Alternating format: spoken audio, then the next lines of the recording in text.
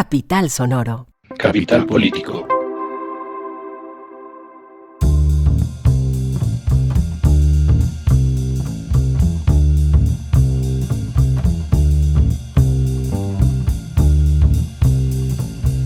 Capital Político es un podcast que semana tras semana, 2 veces a la semana, se ocupa de las noticias más importantes de Colombia, Bogotá y el mundo. Mi nombre es Santiago Rivas y tenemos un episodio con varios temas bien interesantes. Vamos a empezar hablando no de la agenda nacional, por fin, sino de una noticia que fue noticia por todos los motivos incorrectos hace unos días, que es las asambleas populares campesinas que han sido convocadas por el gobierno para dar inicio a lo que pareciera ser que por fin, y quién sabe si así sea, porque tantas veces hemos tratado una reforma agraria.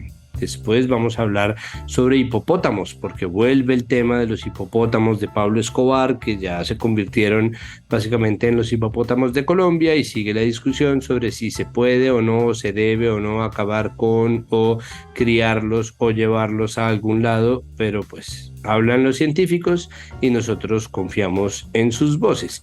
Y después vamos a hacer un pequeño repaso internacional y vamos a hablar de la cosa en Gabón, un nuevo país del África subsahariana que sufre un golpe de estado en medio de una crisis del modelo democrático en una zona que se encuentra desde hace ya años bastante atribulada. Entonces, empecemos.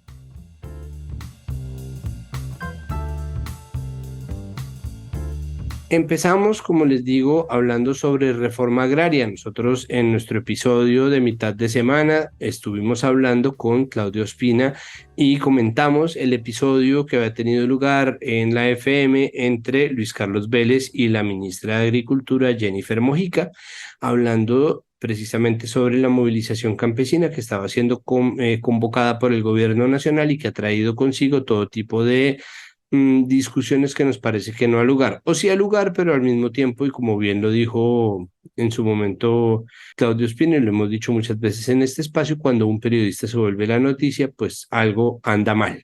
Entonces nosotros queremos que la noticia vuelva a ser precisamente la reforma agraria, que es un noticiononón. Si se llega a dar, si esto llega a pasar, sería la primera vez que en Colombia se complete una reforma agraria y pues eso es digno de celebrar. Y para eso se encuentra con nosotros Laura Bonilla, analista, columnista de opinión, subdirectora de la Fundación Paz y Reconciliación Pares Colombia. Laura, bienvenida a su podcast Capital Político. ¿Cómo va todo? Santi, pues muchísimas gracias por invitarme otra vez al podcast y pues muy contenta de estar contigo hoy. A ver, vamos a empezar por lo que ocurrió el martes pasado, miércoles pasado. El gobierno convoca una serie de movilizaciones campesinas con el objetivo de dar inicio a las asambleas populares campesinas. ¿Esto qué implicaciones tiene? Ya hoy tuvimos la primera, pero hablemos desde el comienzo, cuando el decreto todavía no existía y sin embargo la gente ya estaba con los pelos de punta entrevistando por todos lados a la ministra Mojica. ¿Esto de dónde nace?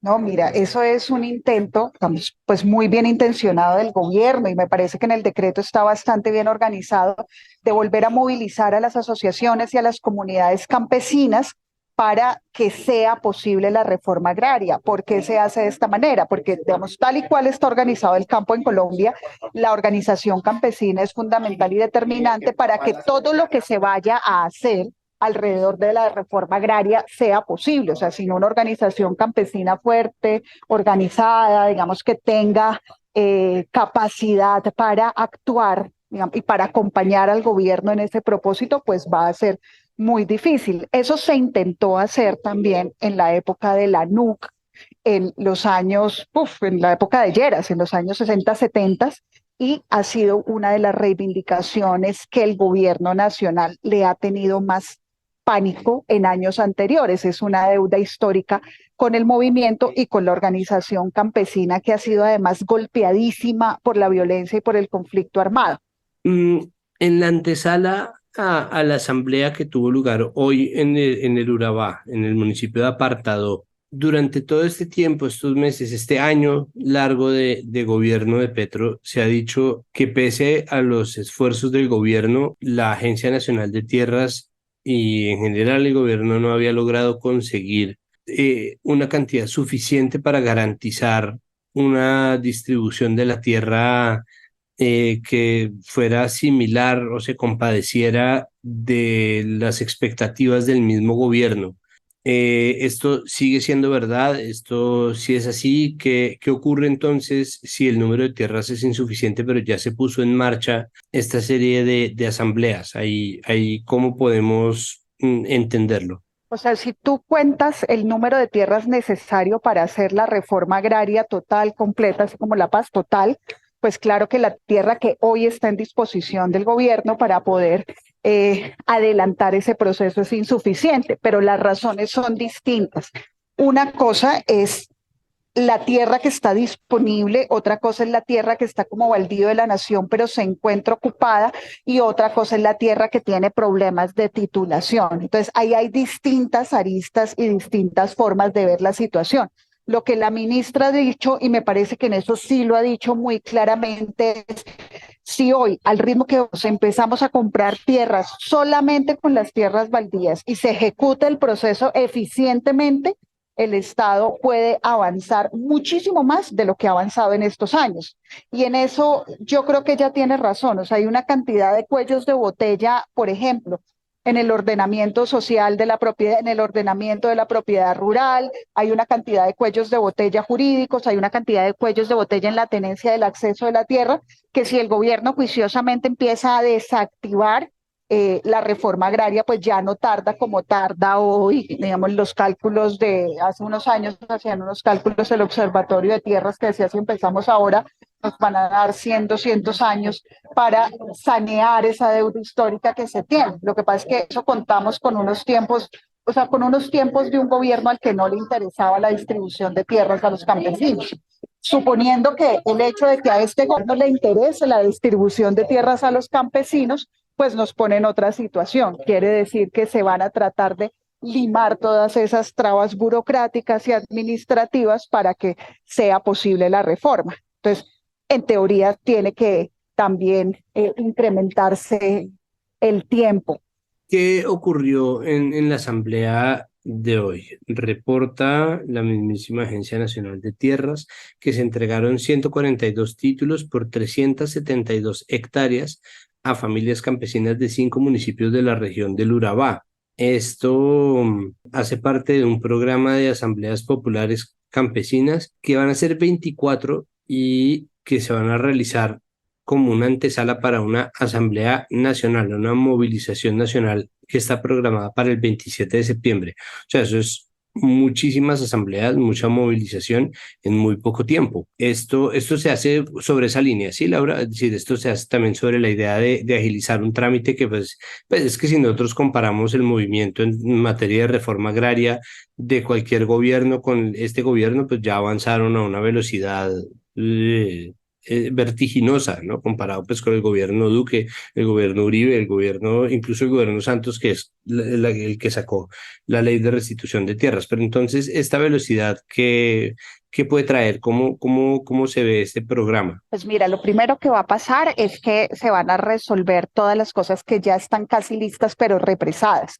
y que dependían de decisiones administrativas, y en este sentido pueden ser titulaciones o incluso, como lo dijo el director Gerardo Vega de la Agencia Nacional de Tierras, ya está todo listo, pero nunca se le notificó a la familia que había sido, por ejemplo, sujeto de reparación, o que su predio había sido devuelto, o que tenían un predio y un derecho. Entonces, hacer eficiente lo que ya se tiene creo que va a ser un primer paso. Ahora, muy en el estilo del gobierno Petro, también creo que va a ser un paso que se va a espectacularizar. Es decir, también parte de hacer estas asambleas populares es una reivindicación del movimiento campesino que no había sido escuchado hace varios años, y de otra manera es una forma del gobierno Petro de mostrar, o sea, de sacar la gente a la calle y demostrar que tiene legitimidad en una reforma, pues que como sabemos va a ser una reforma polémica, si pasa proyectos al Congreso, etcétera. Entonces está tratando de hacer lo que puede con lo que tiene y eso que puede hacerlo de la manera más espectacular posible. Sí, yo no sé si existe una respuesta a esta pregunta, pero ¿y sí existe una manera espectacular de sacar adelante esto? ¿Sí tiene la masa para mover a la gente? ¿Existe una manera real de sacar esto adelante y sacar a la gente? Porque hemos visto lastimosamente hasta qué punto la gente no le ha caminado a la reforma, ¿no? Parte de lo que se ha dicho es que pues no parece haber masa suficiente para movérsele a jalonar la reforma a la salud, la reforma laboral. ¿Por qué habría de ser distinto con la agraria? Porque está en el campo y ahí es donde yo creo que el presidente Petro todavía conserva una alta dosis de legitimidad. Esa es la razón número uno. La segunda, porque es un mango bajito. O sea, no venimos de un pasado glorioso, todo lo contrario, venimos de un pasado tortuoso con el movimiento campesino. Y la razón número tres es porque estás trabajando con un movimiento, quiéralo o no, organizado, mucho más organizado que la masa que pretendía el presidente Petro sacar al balcón, que venía de las ciudades y que depende de otro tipo de legitimidades en la opinión pública, más urbanas, más a nivel nacional. O sea, no le va a salir toda la gente en Bogotá en grandes marchas a apoyar la reforma agraria, pero seguramente los movimientos campesinos sí van a salir a respaldar reivindicaciones que han sido históricas para ellos y que además son simples. Es que también, Santiago, la deuda que tenemos nosotros con el campesinado en Colombia es infame. O sea, que llevemos 30 años pasando el mismo pliego de peticiones de salud rural, de educación rural, mínimo de carreteras para sacar productos, que la gente tenga la posibilidad de vivir de la tierra. En un censo que se hizo hace unos años, yo trabajaba muy de cerca con el movimiento campesino en esa época, pues con el desarrollo rural, lo que encontramos es que prácticamente el 90% de las familias campesinas que encuestamos, de 900 encuestadas, el ingreso del subsidio es superior al ingreso de toda su venta de todos sus productos. Entonces, ahí, por ejemplo, es tan grande la deuda y es tan grande el hueco que es altísimamente probable que ese movimiento salga a respaldar las propuestas y además en un estilo que al movimiento campesino también le gusta mucho. Hacía mucho tiempo que el movimiento campesino vivía de pasar la colecta de sombrero en sombrero en las ONGs pidiendo plática aquí, plática allá para hacer las asambleas. Muchas veces no las pudieron hacer porque eran también objeto de amenaza por parte de distintos actores armados, fueron muy golpeados por el paramilitarismo, fueron muy estigmatizados también por el ejército, por la fuerza pública, entonces ahora es como el mejor de los momentos. Entonces a la asamblea van a ir, yo creo que se van a... Ahora, el gran problema es que también muy al estilo del gobierno Petro, estas asambleas queden en una participación cosmética, que esperemos que no sea así. ¿Cuál es el principal desafío que van a tener que enfrentar si quieren sacar adelante esta reforma? Yo creo que el Congreso, o sea, en la medida que se necesite pasar cosas al Congreso, ese sí que va a ser un gran desafío. Yo creo que a nivel de desarrollo rural, el gobierno tiene hoy las herramientas para operar en grandes cosas, en avanzar en grandes cosas, por ejemplo, en infraestructura vial, en vías terciarias, en desarrollo rural básico para las poblaciones y para los grupos campesinos. Por ejemplo, mira, algo tan sencillo como en Colombia cada 16 años se reconoce una zona de reserva campesina y la razón por la cual en gobiernos anteriores no se reconoció una zona de reserva campesina era completamente ideológica. En el gobierno Santos se tuvo la zona de reserva campesina del Sumapaz a punto de firma y fueron los grandes gremios agrícolas que dijeron no. Y muchas de las oposiciones eran porque asimilaban al movimiento campesino como parte de, en ese momento, de las FARC o de las guerrillas.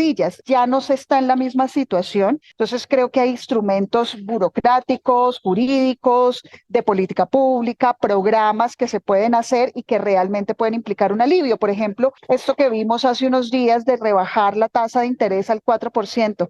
Oye, de verdad somos un país como tan maluco con los campesinos que una cosa que es sencilla, no es complicada, bajar una tasa de interés de los créditos, ¿no la habíamos hecho antes? Sí, pues sí, se trata, pues es que las deudas históricas son tan largas que hasta ahora existe la jurisdicción agraria, hasta ahora existe el reconocimiento de los derechos, pero digo, eso normalmente en Colombia garantiza que eso se enquiste, pues que es un poco lo mismo que vimos pasar en los medios, ¿no? Es decir,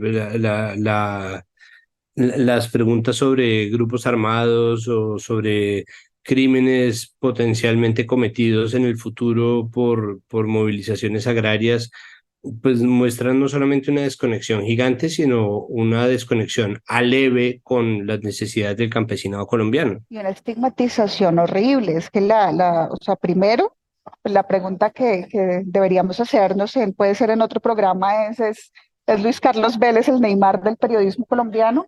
La manera como reaccionó a la conversación con la ministra. Y lo segundo es preguntar tan abierta, o sea, de esa manera como si realmente fuera a pasar. O sea, se van a financiar a grupos armados ilegales por financiar movilización campesina. Y también hay mucha, digamos, nosotros hemos estado acostumbrados a solucionar las cosas a las patadas y a los tutazos. Y sobre todo diciendo, no, la gente, si a la gente no se le reprime, la gente no va a solucionar nada, la gente no va a funcionar, nada va a salir bien en este país. Y esa tradición de tener por un lado democracia y por otro lado una profunda represión la hemos tenido desde chiquitos y nos cuesta mucho salir de ahí. Y entonces si trasladas eso al debate político, pues también pasa lo que pasa con los periodistas. Si uno dice un gobierno va a apoyar la movilización campesina, esta gente ya se está imaginando que el gobierno le va a pagar a la gente para quemar camiones, para detener las vías, para hacer todo eso, y no es verdad. Todo lo contrario, o sea, usualmente y en el mundo ha pasado, porque esto tampoco se lo inventa Colombia, pues a la bulla de los tarros, que cuando se invierte en este tipo de cosas, incluso hay gente que dice cuando el Estado se mete de esa manera, termina cooptando el movimiento y el movimiento termina perdiendo alevosidad, o termina perdiendo fuerza, o termina perdiendo capacidad crítica, pero lo que no pasa es que cuando el gobierno se meta, termina siendo una violencia producida justamente por las autoridades y por las instituciones. Eso realmente es un escenario muy poco probable. Y lo que sí se ha visto es que trabajar en los bloqueos, en las movilizaciones, con un enfoque más de diálogo, sí que ha contribuido en este año a que no tengamos enfrentamientos violentos con las comunidades y la fuerza pública. Y yo creo que eso es un activo importante que tenemos hoy. De acuerdo, pues bueno, esperemos a ver. Tenemos creo que por primera vez la garantía de que el gobierno no va a reprimir una movilización campesina, ¿no? La está de hecho incentivando. Vamos a ver si con este nuevo mise en place, estos nuevos ingredientes, tenemos garantías de que esto pues dé un paso adelante y pues cuando esto ocurra, espero entonces que sigamos conversando, Laura. Muchísimas gracias por acompañarnos y por la claridad. Vamos a seguir obviamente monitoreando la movilización campesina en Colombia. Santi, muchas gracias por invitarme nuevamente al programa. Anunció de una vez pues que en nuestro episodio del lunes de Mesa Capital vamos a estar hablando también de una manera un poco más amplia y con más tiempo con Laura acerca de las implicaciones de esta reforma agraria que busca impulsar el gobierno. Entonces no se lo pierdan, lunes a las 8 de la noche.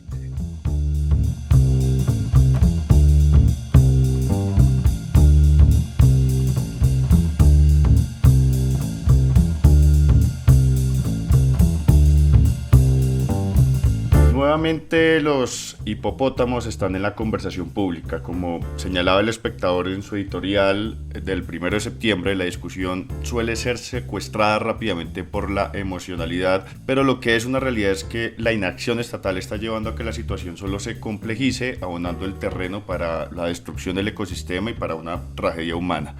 Hay que escuchar a las personas expertas en este tema por obvias razones, y por eso estamos con María Piedad Baptista, investigadora del Centro de Colecciones y Gestión de Especies del Instituto Humboldt. Bienvenida, María Piedad, a Capital Política. ¿Cómo está?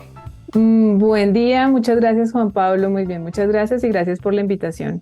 Bueno, quisiera arrancar como por un tema más general en un nuevo informe realizado por el grupo de científicos que más sabe sobre biodiversidad en el mundo, la Plataforma Intergubernamental Científico Normativa sobre Diversidad Biológica y Servicios de los Ecosistemas, IPBES, mostró cómo las especies exóticas invasoras son realmente una problemática a nivel mundial. María Piedad, ¿qué nos puede decir de este informe? ¿Cuáles son como los elementos clave allí señalados para entender esta problemática? Bueno, pues este informe es uno de los más, digamos que completos y comprensivos en términos del abordaje de lo que es la problemática de las invasiones biológicas en el mundo. Y en esa medida lo que el informe nos entrega es justamente una visión de manera global, pero también obviamente nos da información que está definida de acuerdo a cada una de las regiones. Entonces está la información sobre Europa, Américas, Asia y África. Y la información que aquí nos dan inicialmente es cómo hacer relevante, obviamente, la problemática de las invasiones biológicas en el mundo. Por un lado, nos indica los impactos que estas especies tienen, pero no solamente los impactos, obviamente, a nivel de las especies y de los ecosistemas, sino también cómo es importante reflejar cómo eso también afecta a las comunidades locales que tienen un impacto a veces más directo a sus medios y sus modos de vida. Sí, al quehacer normal y también nos entrega información sobre cuáles van a ser las tendencias y cuáles van a ser esos escenarios importantes para gestionar y manejar estas especies en el mundo. Inicialmente nos entrega cifras como que de 37.000 especies exóticas que hay en el mundo que se documentaron, porque esto documenta la mejor información disponible, cerca de 3.700 en el mundo, no solamente en el país, son invasoras y que la tendencia, aunque no se vaya a aumentar la introducción de especies, es que la problemática sí obviamente se vuelva mucho más compleja. Entonces, ese es digamos que uno de los varios de los elementos que son claves en este informe.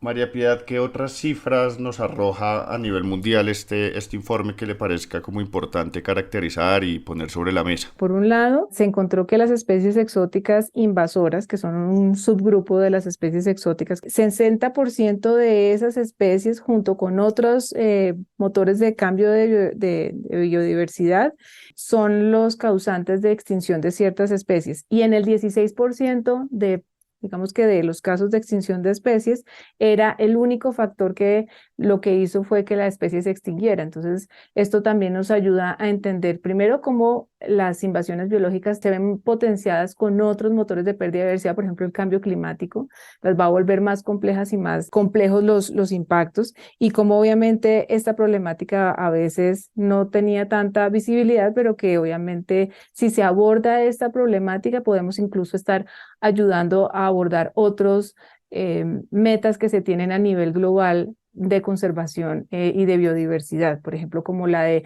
la extinción de especies o temas como cambio climático, incluso las metas que tienen que ver con los indicadores sostenibles en el mundo, entonces temas de soberanía y de temas de alimentación, todo eso se ve afectado de alguna forma por las invasiones biológicas. ¿Qué sucede en Colombia con esta problemática? Es decir, ¿cuál es la situación de especies invasoras en el país? Primero es importante hablar de las especies exóticas, que son como el gran grupo de esas especies que vienen de otro país. De esas especies, hay unas especies que han sido evaluadas, y eso es otra cosa que menciona el informe, y es que es importante resaltar temas de preparación y prevención. Entonces, prevención es como la manera más costo efectiva y la preparación se refiere a poder hacer análisis de riesgo que nos identifiquen cuáles especies son más complejas, cuáles especies son más problemáticas o pueden ser más problemáticas. En el país tenemos varias especies de fauna y flora que son exóticas, y de esas hay un subgrupo que obviamente representan un alto riesgo para el país. Si estamos hablando en términos de fauna, estamos hablando de un poco más de 200 especies, pero declaradas como especies invasoras, y esto es importante también mencionarlo, que estén declaradas en el país mediante normativa nacional. Tenemos 26 especies entre todas las normas y resoluciones que han salido desde el 2008 hasta el 2023. Y quisiera que nos centráramos ahora en el caso de los hipopótamos, uno que vuelve y se pone sobre la mesa cada tanto. ¿Cuál es el panorama actual con estos animales? ¿Qué cifras tenemos y cuáles son los daños que están causando, los daños que estamos viendo frente a esta especie? Bueno, sobre los hipopótamos, como ya digamos que en diferentes escenarios hemos mencionado, tenemos un estimado de 169 especies. que obviamente si no se generan acciones de manejo al 2030 pueden superar obviamente las 500 especies. Hay varios subgrupos poblacionales, es decir, del primer punto de entrada de introducción que es la Hacienda Nápoles, esta especie se ha ido dispersando porque, y es importante mencionar porque se considera también una invasora y cuáles son como esas condiciones también que la hacen muy particular acá en el país.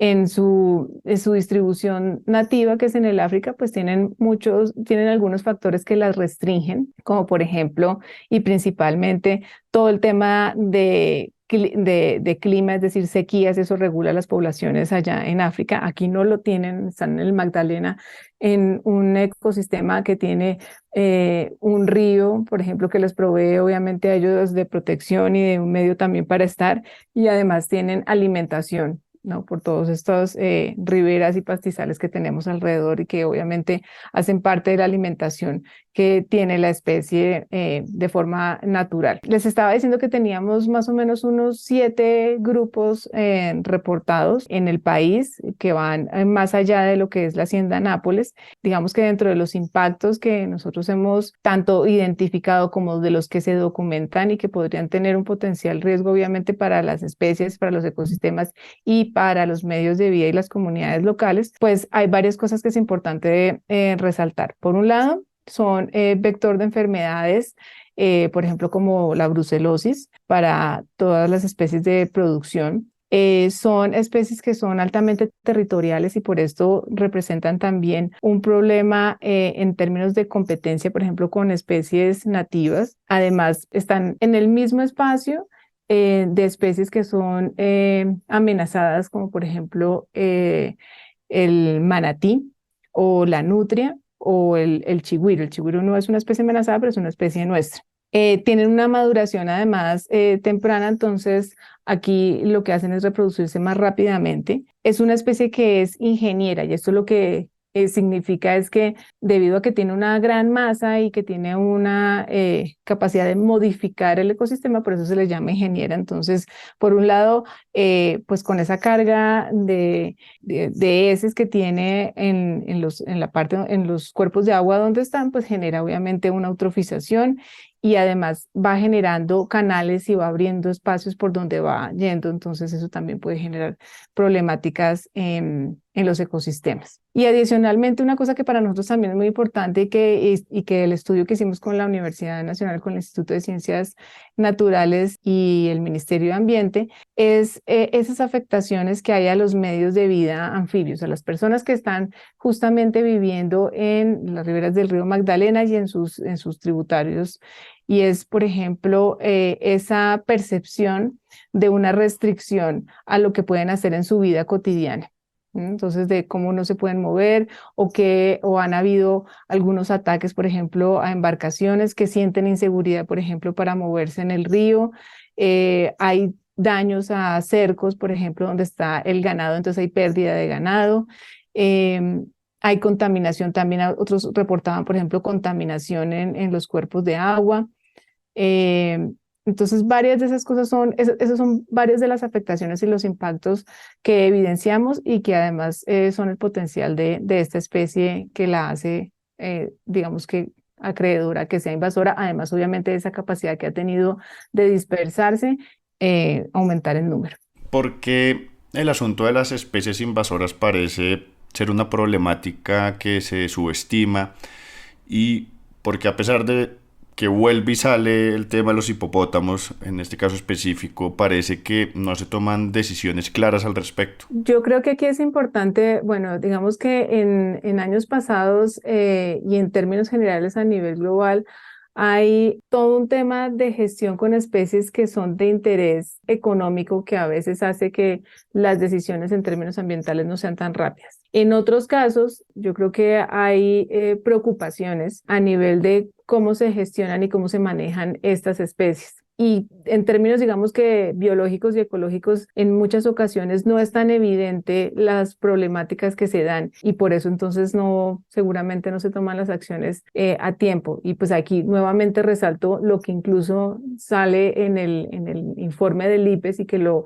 resaltaron los presidentes justamente de este informe y es la preparación digamos que a eventos de introducción de especies exóticas y además la prevención son dos elementos que son mucho más costo efectivos que cualquier otra medida.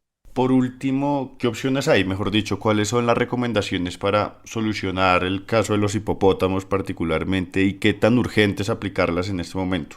Bueno, pues para los hipopótamos estamos varios años tarde. La solución en su momento hubiera sido mucho más sencilla si se hubiera abordado de otra forma. Ahorita la gestión obviamente está más hacia el control y la mitigación de la problemática. Y aquí es importante resaltar que también se ha tenido una visión interdisciplinaria para la problemática, es decir, revisamos obviamente desde el aspecto ecológico, desde el aspecto social y desde el aspecto obviamente del ecosistema en general. Nosotros planteamos en el estudio varias opciones de manejo o de acciones que se deberían orientar hacia justamente reducir el número de individuos que tenemos en el país. Y pues estas incluyen desde la intervención justamente social hasta generar obviamente esas alertas tempranas donde todavía no ha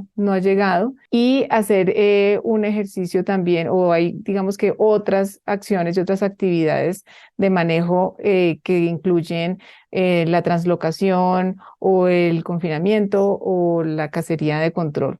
Esas son como varias, pero digamos que hay que verlas desde una forma integral y lo más importante es la reducción, obviamente, del número de individuos en el país. María Piedad, pues muchísimas gracias por acompañarnos en Capital Político. Le estaremos haciendo seguimiento a este caso y pues que esperemos empiece pues a tomarse las medidas necesarias para solucionar el problema. Muchísimas gracias.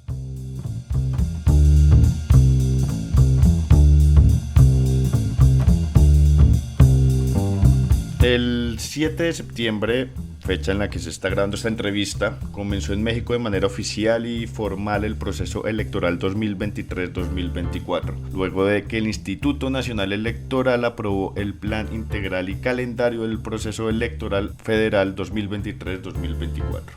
En un hito histórico para ese país, 2 mujeres van por la presidencia, es decir, México tendrá su primera presidenta el próximo año, luego de que el partido gobernante Morena eligiera a Claudia Sheinbaum para enfrentarse a la candidata de la coalición opositora Xochitl Gálvez. Vamos a analizar el panorama electoral mexicano con Manuel Alejandro Rairan Cortés, docente e investigador de la Facultad de Finanzas, Gobierno y Relaciones Internacionales de la Universidad Externa de Colombia, magíster en Ciencias Políticas orientadas a las relaciones internacionales con especialidad en Diplomacia y Resolución de Conflictos de la Universidad Católica de Louvain en Bélgica. Manuel, ¿cómo está? Bienvenido a Capital Político. Muy buenos días, tardes, noches, a la hora que nos escuchen. Juan Pablo, un gusto estar con ustedes de nuevo. Manuel, arranquemos. ¿Quiénes son las candidatas a la presidencia y qué podemos decir? ¿Qué representan las candidatas que van a competir por la presidencia? Bueno, Claudia Sheinbaum y Xochitl Gálvez son mujeres contemporáneas. Claudia tiene 60 años, Xochitl tiene también 60 años, ambas.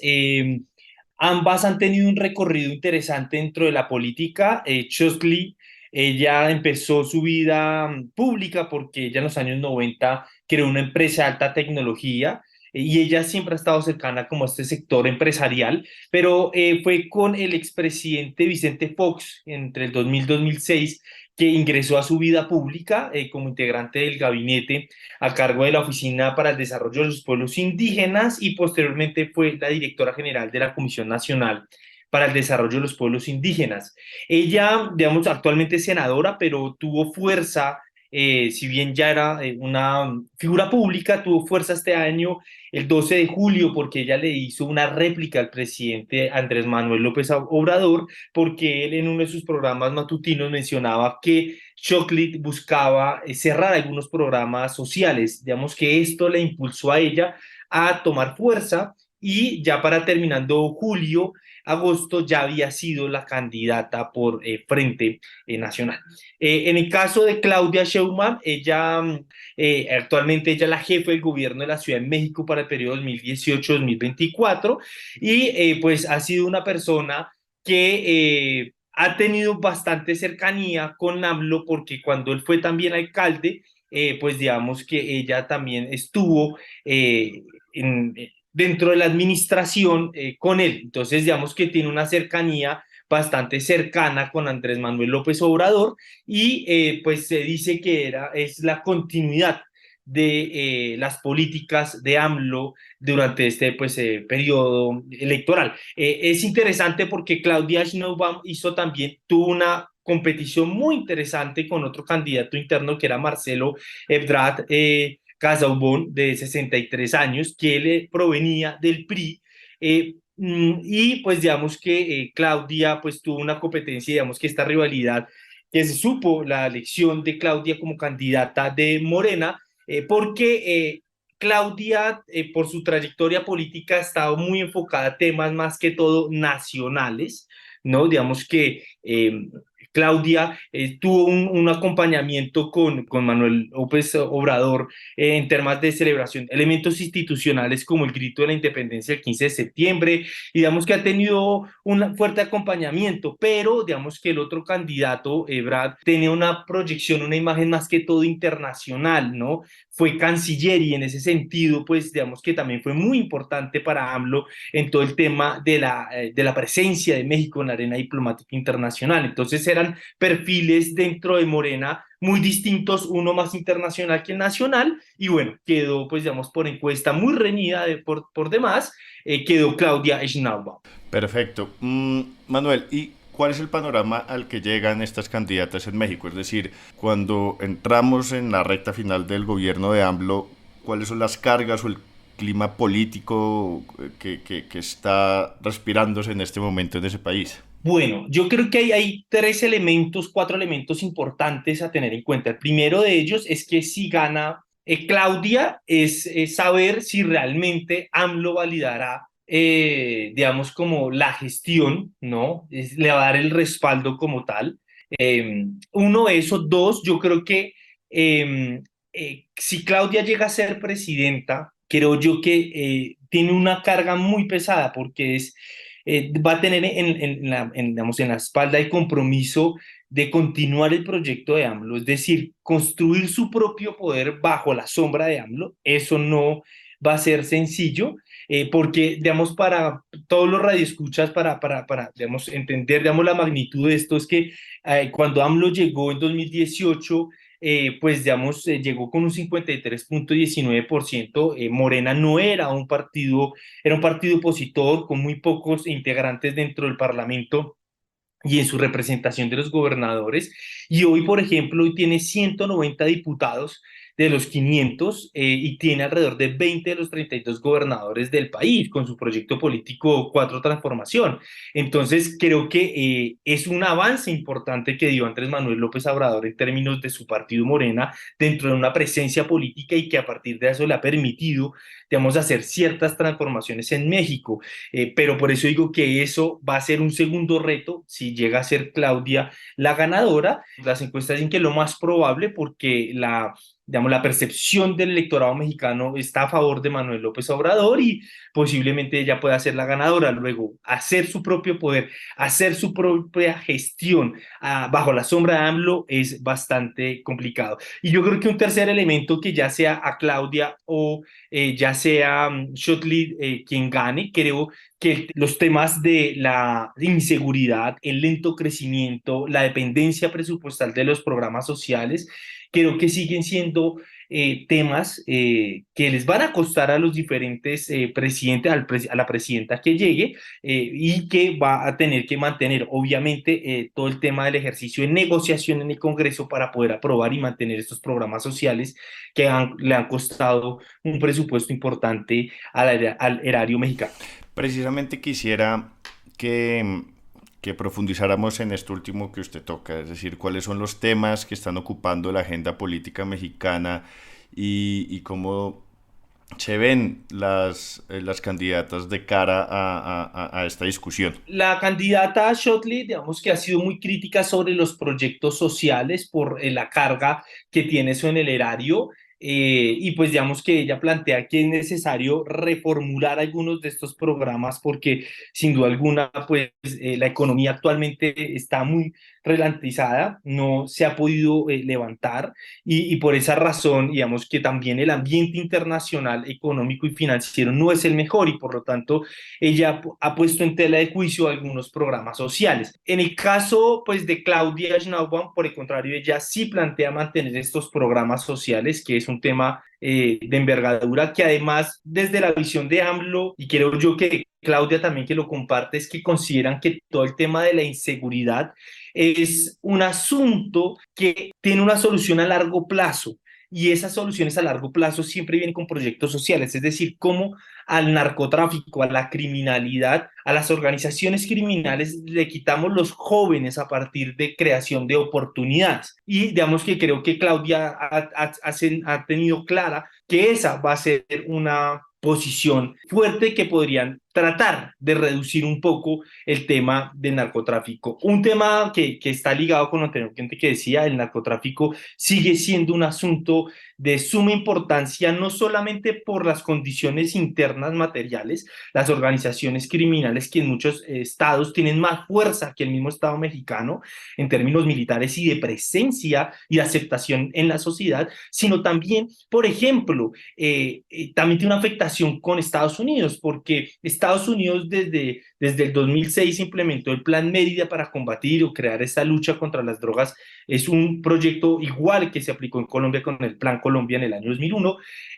Digamos que Estados Unidos no se ha comprometido de manera acertada para combatir esto aplicando la misma receta. Es por esa razón que, por ejemplo, el presidente AMLO demandó a varios fabricantes de armas en Estados Unidos por la venta de estos armamentos que están llegando a estas organizaciones criminales y que no hay un control en la frontera entre Estados Unidos y México.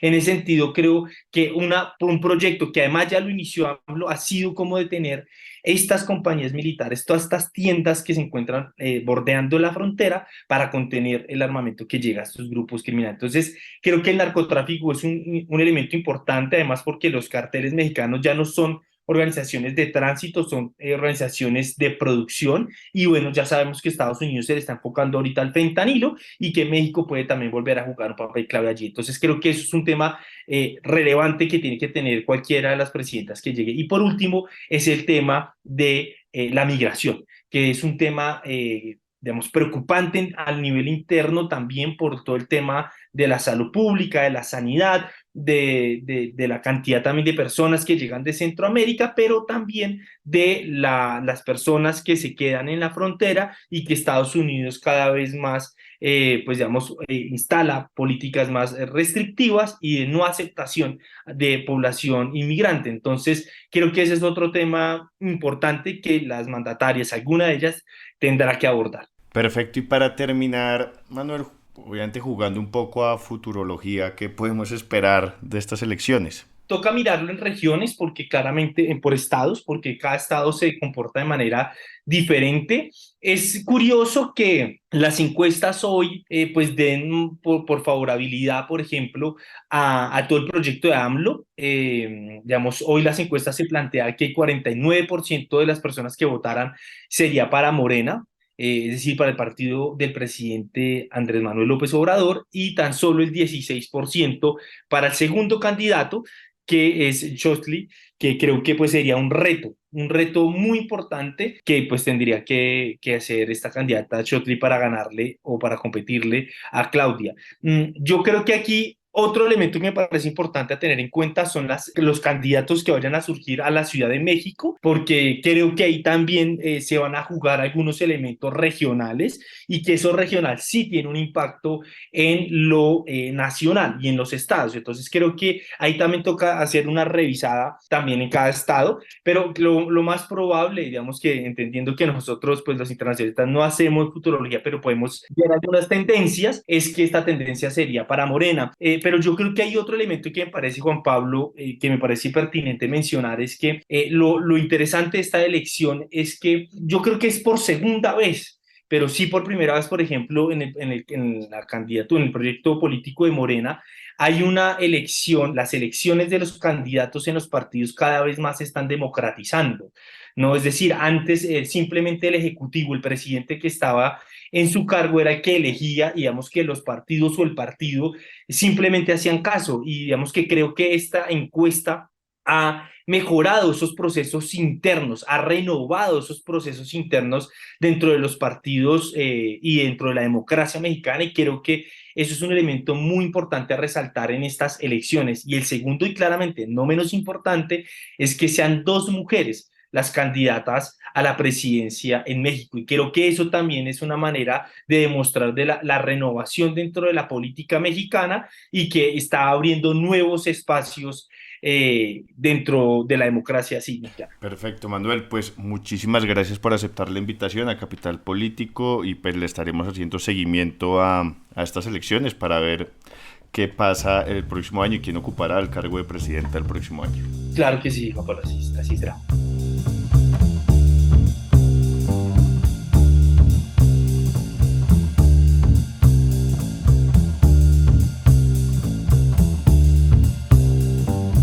Recientemente Gabón, país en la costa del Atlántico en África Central, se sumó a la lista de golpes de Estado que vienen ocurriendo en este continente. El general Brice Oligui Nguema derrocó al presidente Ali Bongo, prometiendo devolver el poder a los civiles y celebrar elecciones libres, transparentes y creíbles.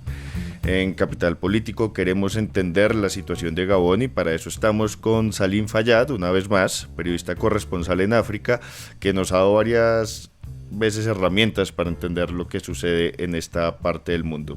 Salim, bienvenido a Capital Político, ¿cómo está? Muy bien, muchas gracias, y nuevamente gracias por la invitación a discutir lo que va pasando en el continente, que nunca tiene un momento de sosiego. Salim, explíquenos qué pasó en Gabón, cómo se dio este golpe y qué herramientas de contexto nos puede brindar para entender lo que sucedió. Bueno, primero que todo es importante mencionar quién es el protagonista o la principal, digamos, pues uno de los principales actores del golpe, y es el presidente Ali Bongo. Ali Bongo es el hijo de Omar Bongo, antiguo presidente de Gabón, que subió al poder en 1967. Fue el segundo presidente de Gabón y estuvo en el poder durante más de 40 años. Cuando él muere, el poder pasa a su hijo, Ali Bongo, quien estuvo en el poder hasta hace apenas unos días. De manera que estamos hablando de una familia, padre e hijo, que estuvieron a la cabeza del país durante casi 6 décadas. Entonces esto es bastante diciente. Generaciones enteras de gaboneses han conocido solamente un apellido como presidentes de su nación, y muy pocos cambios. Esto no es único en Gabón. Hay por ejemplo, presidentes como Paul Biya de Camerún, Yoweri Museveni de Uganda, Teodoro Obiang Nguema de Guinea Ecuatorial, que llevan también más de 40 años en el poder, presidentes que se han perpetuado ahí, y son países en los que los índices de violaciones a los derechos humanos es muy alto, y países que a su vez son muy ricos en recursos. Entonces parece que hubiera una directa correlación entre estos señores que se perpetúan en el poder, la riqueza de recursos y la pobreza en su población. Gabón es un país que tiene una de las principales reservas petroleras del continente, pero en el que más de 2/3 partes de la población vive bajo la línea de pobreza. Entonces, lo que pasó recientemente es que hubo unas elecciones presidenciales en las que, como en los últimos 60 años, ganó el señor Bongo. Y esto es algo que ya no toleraron más pues tanto la gente como la junta militar. Habitualmente, y esto se ha también registrado durante muchas elecciones en el pasado, Gabón tiene un alto índice de corrupción, siempre hay reportes sobre el fraude en las elecciones, también restricciones contra los partidos políticos, represión contra la oposición. Y esto no fue diferente en esta última ocasión, solo que esta vez, aprovechando también, hay que decirlo, la ola de golpes militares que han sucedido en África Occidental en este último periodo, pues una junta militar tomó acción y derrocó a Ali Bongo y lo detuvo, tal como pasó en Níger hace apenas un mes. Uh-huh. Bueno, ahí nos responde un poco la pregunta de quién es Ali Bongo, pero ¿quién es Nguema, el general que derrocó al presidente? Él era parte de la junta militar. También hay que decir que estos golpes tampoco son necesariamente, no son espontáneos, y son golpes que por lo general, antes de suceder, necesitan el apoyo de otros poderes. Entonces, Nguema, que es el que se ha posicionado como el nuevo líder del país, básicamente, está haciendo una serie de promesas que no necesariamente la gente tiene mucha fe, ni los analistas, de que se vayan a cumplir. Él está diciendo que va a haber una transición a la democracia, está diciendo también que no van a romper vínculos con Francia, y esto es importante, ya vamos a volver a este punto, pero según el registro que ha habido en países anteriores donde han pasado cosas similares, esto no necesariamente se cumple. Estos eventuales retornos a la democracia son como una cosa hipotética que se sigue postergando y postergando. Los acuerdos para compartir el poder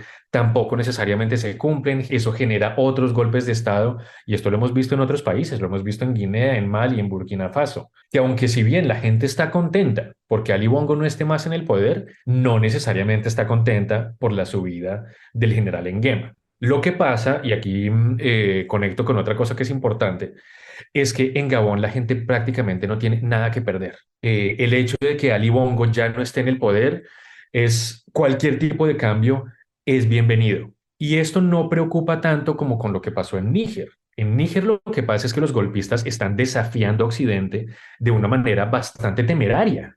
A pesar de las amenazas de las intervenciones militares, en Níger la Junta sigue diciendo que ellos van a seguir rompiendo estos lazos con Occidente. Francia está muy preocupada, ya lo habíamos hablado antes, porque tiene ahí sus minas de uranio que proveen de energía al país.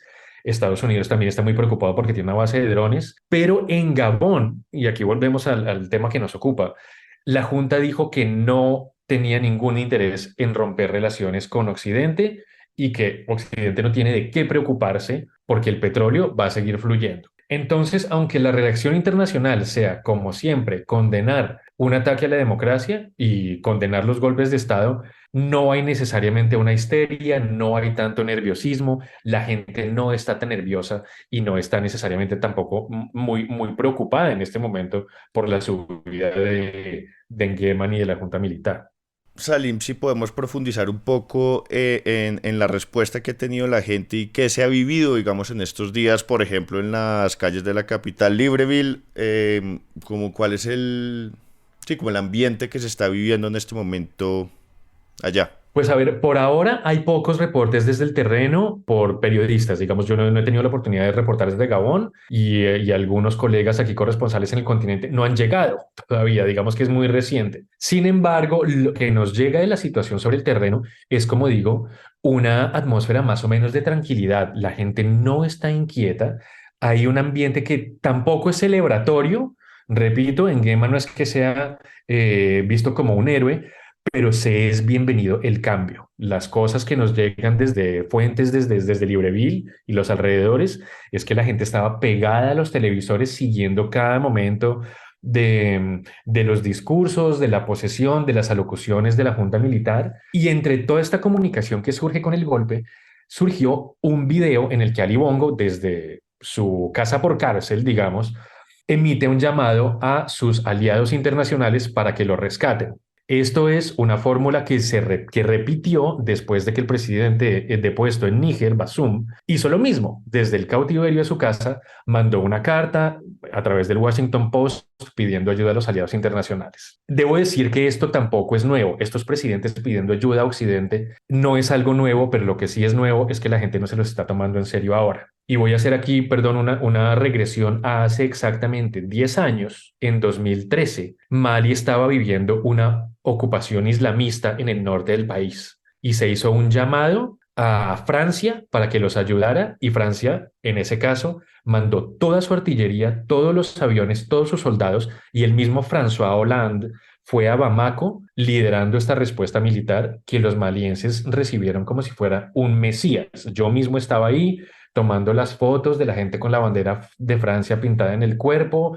François Hollande era recibido literalmente como un mesías, como una figura prácticamente religiosa. Entonces, este sentimiento antifrancés es bastante también oportunista, ¿no? Esto hace solo 10 años que François Hollande era recibido como un héroe. Entonces, volviendo a lo que está pasando y a la locución de Ali Bongo pidiendo ayuda, y aquí conecto con tu pregunta, perdón, la digresión, es que la gente se lo está tomando con mucho humor. Y entonces, en lugar de generar solidaridad entre la población, lo que generó fue un movimiento de TikTok. Entonces, Ali Bongo, en su alocución, dice, le pide a sus aliados internacionales que hagan ruido, dice, make some noise, pidiendo su liberación. Y lo que hicieron los jóvenes de Gabón es que samplearon este Make Some Noise, este Hagan Ruido, y lo convirtieron en una canción de música electrónica que se convirtió en un challenge de TikTok. Entonces todo el mundo está bailando a las palabras de Ali Bongo, pues un poco, ¿no? Como restándole total importancia y solemnidad al llamado de un presidente famosamente corrupto. Ya mencionaba Salim un poco sobre el discurso que se maneja de cara pues a la comunidad internacional, pero ¿qué podemos decir de la manera como ha reaccionado la comunidad internacional frente a este golpe en Gabón? Siempre se condenan y son aquí, pues en el continente también la gente hace un poco la broma de que siempre que hay un cambio político de este tipo, salen Naciones Unidas y salen los países occidentales a decir, condenamos el golpe, condenamos el atentado a la democracia, pero ese condenar y condenar no es muy claro qué significa y qué se va a hacer al respecto. Y en el caso de Gabón, lo que pasa es que a Occidente le preocupa que se siga sumando toda esta serie de gobiernos militares que ya no son pocos. Antes los podíamos contar con los dedos de la mano y ahora resulta que es como una especie de, como de epidemia, ¿no? Como un movimiento político casi contagioso. Y esto también, pues, llama mucho la atención de países que mencionaba antes, como qué va a pasar con los presidentes de Uganda, de Guinea Ecuatorial, de Camerún, que llevan en el poder más de 40 años. ¿Son acaso ellos los siguientes? Bien puede suceder. Entonces hay una preocupación no solo de Occidente, sino también a nivel de África, de los países africanos, de cuál va a ser el futuro de la democracia en el continente. También, y esto también lo dijimos con respecto a Níger, no es muy claro que las juntas militares realmente tengan una agenda de avanzar en derechos humanos, una agenda de avanzar el nivel social del país. No necesariamente, aunque los que sean depuestos sean dictadores. Entonces hay que tener mucho cuidado cuáles son esas nuevas alianzas y digamos, este nuevo orden de las cosas. Ya hubo una ceremonia en el Palacio Presidencial de la Renovación y ya nos mencionaba Salim como algunos elementos del discurso, pero ¿qué otras cosas podemos resaltar de lo que ha dicho Nguema de cara a lo que puede pasar en Gabón, como a la manera como asumirá el poder y la agenda interna que tiene el general? Pues no es muy clara la agenda interna, por eso enfatizo en que estos programas como sociales, cada vez que hay un golpe militar, no son muy claros tampoco, ni la ciudadanía ni los analistas los creen mucho. Por eso creo que hay que tomárselo como una especie de formalidad, como una especie de discursos que son un poco reciclados, de decir que va a haber una transición a la democracia muy pronto. Ese muy pronto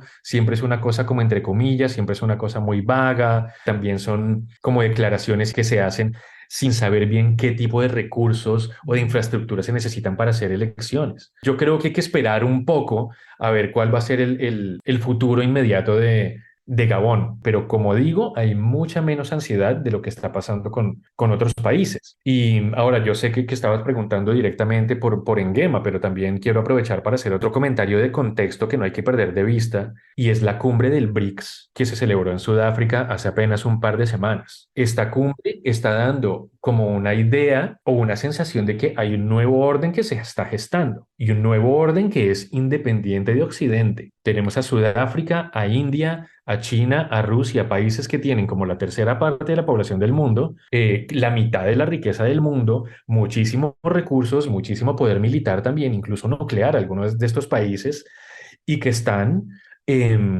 hablando de tú a tú con estos países africanos, que esto es algo que no había pasado antes. Y esto es lo que algunos países de estos países africanos con esta ola antifrancesa están hartos. Y es que esa relación con Francia y con Occidente siempre ha sido desigual. Siempre ha sido una relación de poder. Ahora, con estos nuevos poderes mundiales emergiendo, pueden tener como conversaciones de tú a tú, de igual a igual, o al menos bajo sus propias condiciones y no las que impone Occidente. Perfecto, Salim. Quiero aprovechar y hacer como otras dos preguntas en otra dirección. La vicepresidenta colombiana Francia Márquez estuvo en Kenia, donde se reunió con su homólogo Rigathi Gachagua, quien visitará además a Colombia la próxima semana entre el 11 y el 14 de septiembre. Márquez también tuvo un encuentro con el presidente de Comoras y de la Unión Africana, Azali Assoumani, a quien llevó la propuesta del jefe del Estado colombiano Gustavo Petro de cambiar deuda por acción climática, una iniciativa que puede servir al sur global en la lucha contra el cambio climático, dijo la vicepresidenta.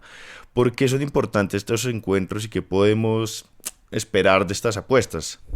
Pues creo que esto conecta también con lo que estábamos diciendo antes, que por fin es una oportunidad del sur global, y por supuesto aquí ya no estamos hablando solo de África, sino también de América Latina, de plantear nuestros propios términos en cuestión de relaciones bilaterales y de colaboraciones. Si Colombia y los países latinoamericanos empiezan a negociar y hacer acuerdos con África, va a haber una relación mucho más equitativa y mucho más balanceada que las relaciones de dependencia que tenemos con el norte global. Y creo que esta presencia de Colombia en la cumbre de Kenia, pues es un paso más a estos acercamientos. Vimos que se acaba de anunciar también que van a abrir una embajada de Ghana en Colombia. Es la primera vez que va a haber una embajada de África subsahariana en Colombia. Esto no había sucedido antes. Entonces, vemos que efectivamente hay unos pasos y repito, el BRICS ha dado un impulso muy grande, esta cumbre del BRICS ha dado un impulso muy grande a este tipo de iniciativas. También recordemos que en BRICS, y perdón, sigo haciendo énfasis en esto, el tema de las energías renovables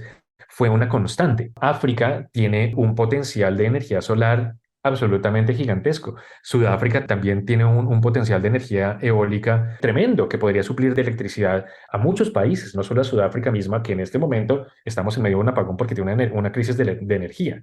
Entonces hay una urgencia por estos cambios y una urgencia por también dejar de depender de Occidente, no necesariamente por un sentimiento antioccidental, sino porque es claro que estas relaciones desiguales no están beneficiando de manera suficiente a los países del sur. Bueno, Salim, pues igual nosotros también estaremos pendientes de lo que está sucediendo en la cumbre climática en África que se está celebrando en Kenia en este momento, pero pues por lo pronto le agradecemos mucho este análisis de Gabón y esta última respuesta alrededor de la visita de Francia Márquez al continente africano. Claro que sí, gracias a ustedes por la invitación y bueno, seguiremos hablando y reportando desde aquí, desde el continente africano, cuando sea necesario. Y hasta aquí este episodio de Capital Político. Recuerden que todo lo que hacemos en Capital Sonoro, que tiene no solamente este podcast, sino muchos otros, pueden ustedes encontrar el resto de contenidos si buscan Capital Sonoro en todas las plataformas en las cuales ustedes escuchen podcast. Recuerden que todo lo que se hace aquí en Capital Sonoro se hace gracias al trabajo arduo de nuestra productora María Alejandra Cuestas, de nuestro periodista, investigador Juan Pablo Conto y de nuestro editor Cian León Bernardo González. Recuerden también que tenemos un podcast noticioso que sale todos los días en la tarde. Ahora un podcast es uno de los muchos formatos en los cuales se difracta, se divide y se expande el sistema noticioso del sistema de comunicación pública Capital, que se llama Ahora, y ustedes pueden encontrar todos los contenidos, incluyendo por supuesto nuestro podcast, a donde sea que miren y en donde sea que se encuentren. Pueden suscribirse también al boletín de noticias diario que va a llegar a su correo electrónico. De la misma manera, recuerden que esto es comunicación pública, es decir, nosotros no necesitamos ningún tipo de suscripción o no necesitamos financiamiento de nadie. Muchas gracias por pensarlo. Lo que sí es, ya que la plata se la va a dar a un proyecto independiente que en realidad lo necesita, a nosotros lo que nos puede dar es un empujoncito con la difusión, ayudarnos a recomendarnos en sus chats familiares y de amigos, en sus redes sociales, pegar el enlace, y si la plataforma en la cual usted escucha Capital Político y cualquier otro podcast que nosotros tengamos tiene la posibilidad de calificar, por favor denos una calificación. Ojalá buena, siempre y cuando le nazca. Muchísimas gracias por su audiencia y nos oímos en el próximo episodio. Hasta luego. Capital Sonoro.